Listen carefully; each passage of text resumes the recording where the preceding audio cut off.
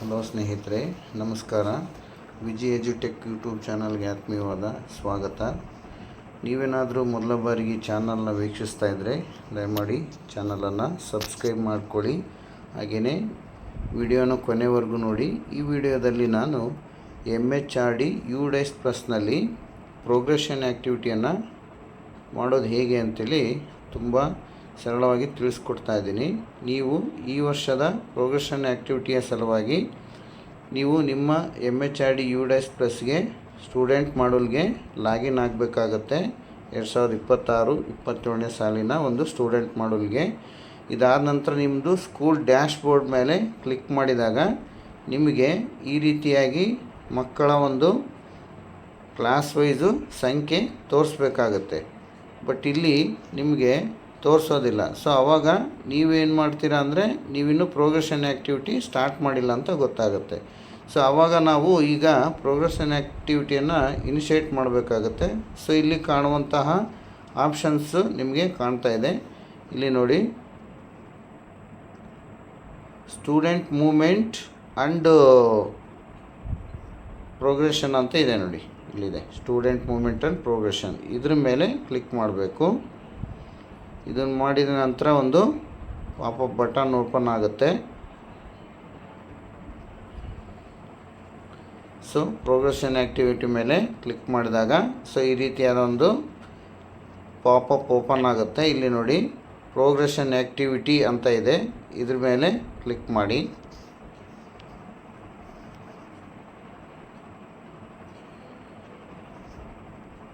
ಈ ಬಾಕ್ಸ್ ಮೇಲೆ ಕ್ಲಿಕ್ ಮಾಡ್ಕೋಬೇಕಾಗತ್ತೆ. ಇದ್ರ ಮೇಲೆ ಕ್ಲಿಕ್ ಮಾಡಿ. ಇದಾದ ನಂತರ ಇಲ್ಲಿ ನಿಮಗೆ ಸೆಲೆಕ್ಟ್ ಕ್ಲಾಸ್ ಅಂತ ಇದೆ. ನೀವು ಪ್ರತಿಯೊಂದು ತರಗತಿಗಳನ್ನು ಮಾಡ್ತಾ ಹೋಗಬೇಕಾದ್ರೆ ಮೊದಲನೇದಾಗಿ 1ನೇ ತರಗತಿ, 2ನೇ ತರಗತಿ, 3, 4, 5 ಇರುತ್ತೆ. ಸೊ 8, 9, 10 ಆ ರೀತಿಯ ಮುಂದಿನ ಯಾವುದೇ ತರಗತಿಗಳಲ್ಲಿ ನಾನೀಗ ಉದಾಹರಣೆಗೆ ಕೊನೆಯ ತರಗತಿಯನ್ನು ಸೆಲೆಕ್ಟ್ ಮಾಡ್ಕೊತಾ ಹೋಗ್ತೀನಿ. ಸೆಕ್ಷನ್ ಎ ಇದೆ. ಇಲ್ಲಿ ಗೋ ಮೇಲೆ ಕ್ಲಿಕ್ ಮಾಡ್ತೀನಿ. ಇದಾದ ನಂತರ ನನಗೆ ನನ್ನ ವಿದ್ಯಾರ್ಥಿಗಳ ಒಂದು ಮಾಹಿತಿ ಇಲ್ಲಿ ಕಂಡು ಬರುತ್ತೆ. ಅವರ ಹೆಸರು ಮತ್ತು ಅವರ ಒಂದು ಅಪಾರ್ ID ಹಾಗೆ ಪೆನ್ ನಂಬರ್ ಎಲ್ಲ ಕಾಣಸಿಗುತ್ತೆ. ಸೊ ಇದು ಮುಖ್ಯವಾಗಿ ನಮಗೆ ಇಲ್ಲಿ ನೋಡಿ ಪ್ರೋಗ್ರೆಷನ್ ಸ್ಟೇಟಸ್ ಅಂತ ಇದೆ. ನೀವು ನೋಡ್ತಾ ಇದ್ದೀರಾ. ಮುಖ್ಯವಾಗಿ ನಾವು ಈ ಒಂದು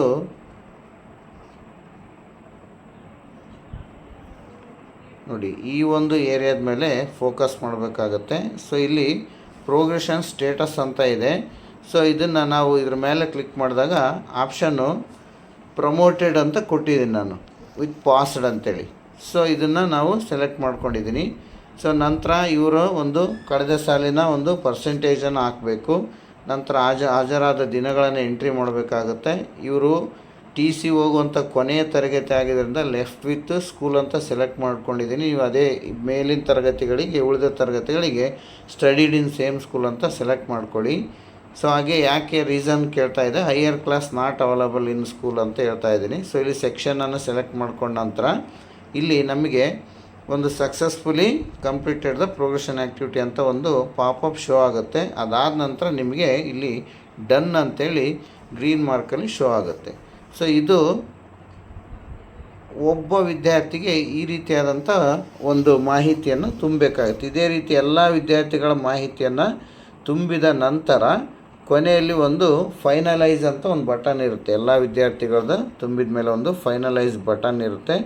ಸೊ ಆ ಫೈನಲೈಸ್ ಬಟನ್ ಪ್ರತಿ ತರಗತಿಗೂ ನೀವು ಫೈನಲೈಸ್ ಬಟನ್ ಮೇಲೆ ಕ್ಲಿಕ್ ಮಾಡಿದಾಗ ಮಾತ್ರ ಅದೇನಾಗುತ್ತೆ, ಕಂಪ್ಲೀಟ್ ಆಗ್ತಾ ಹೋಗುತ್ತೆ. ಕಂಪ್ಲೀಟ್ ಆದಾಗ ಎಲ್ಲವೂ ಈ ರೀತಿಯಾಗಿ ಡನ್ ಅಂತೇಳಿ ಗ್ರೀನ್ ಮಾರ್ಕಲ್ಲಿ ನಮಗೆ ಶೋ ಆಗುತ್ತೆ. ಸೊ ಈ ಆ್ಯಕ್ಟಿವಿಟಿಯನ್ನು ಮಾಡಿದ ನಂತರ ನಾವೇನು ಮಾಡ್ತೀವಿ ಅಂದರೆ ಇಲ್ಲಿ ಬನ್ನಿ.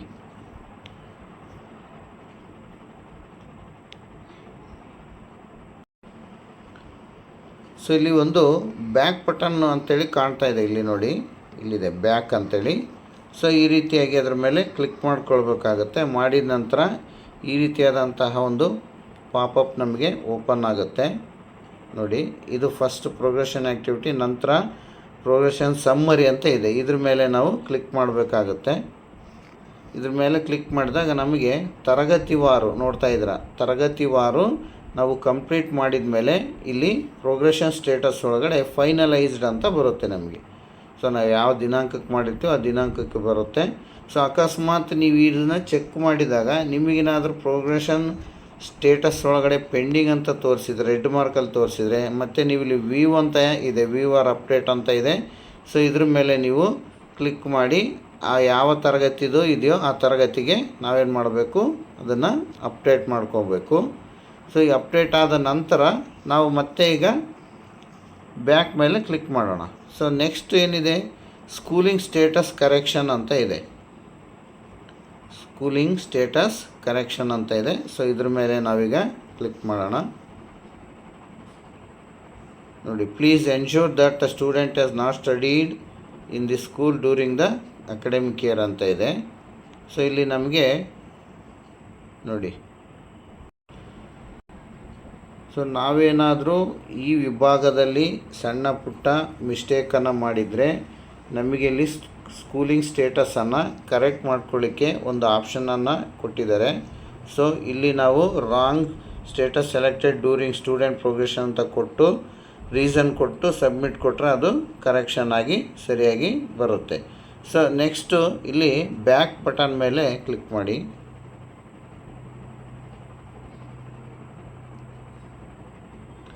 ಸೊ ಇಲ್ಲಿ ವ್ಯೂ ಪ್ರೋಗ್ರೆಷನ್ ಸ್ಟೂಡೆಂಟ್ ಆ್ಯಕ್ಟಿವಿಟಿ ಅಂತ ಇದೆ.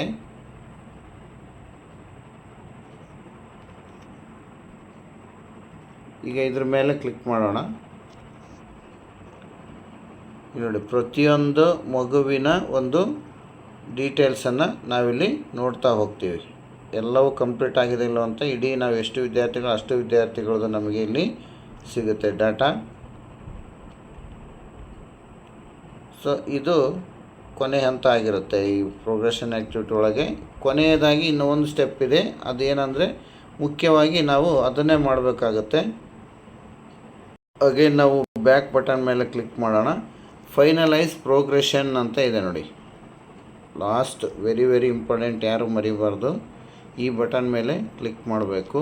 ಮಾಡಿದ ನಂತರ finalise progression for academic year 25-26 ಅಂತ ಇದೆ.